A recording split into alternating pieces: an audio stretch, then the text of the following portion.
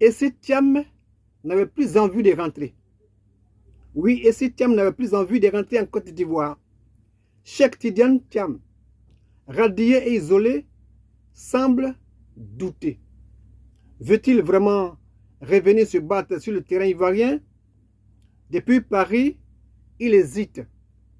Son absence prolonge un malaise, un vrai malaise.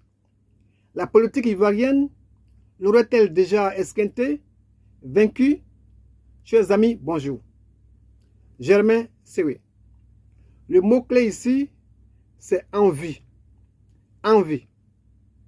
Le désir profond, personnel, d'un retour en Côte d'Ivoire, au-delà des discours officiels ou des postures politiques.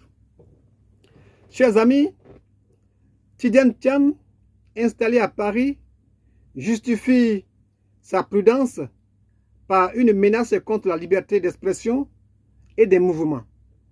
Ah bon? On arrive là déjà? Pourrait-on se demander?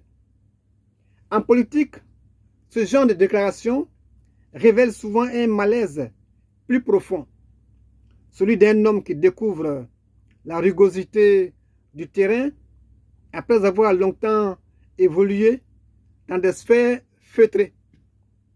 Un apatride, malgré lui, dit-il. Ce statut, né de la rénonciation de la nationalité française, devient un symbole. Thiam semble suspendu entre deux mondes, celui du prestige international et celui plus brutal de la scène politique ivoirienne. La radiation de la liste électorale qu'il subit à peine arrivé en politique ressemble à un avertissement. Le premier vrai coup dur, et il vacille déjà.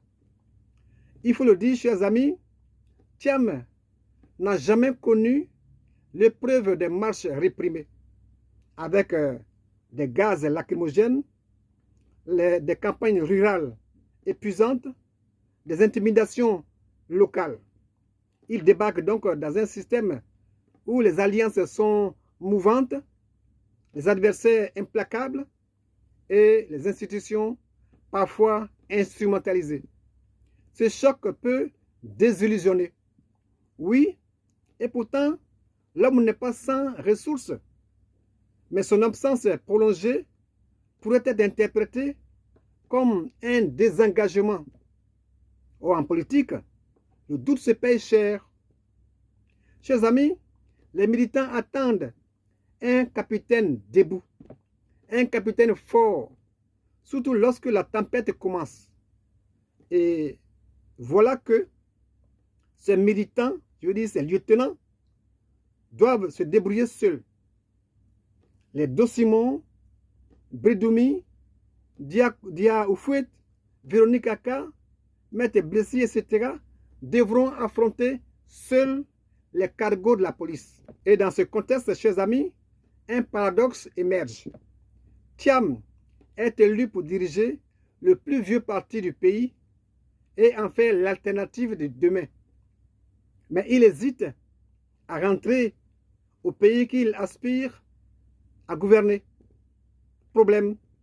Finalement, la vraie question n'est pas de savoir s'il rentrera, mais s'il le veut vraiment, sans attendre l'après Ouattara, et s'il est prêt à assumer tout ce que cela implique.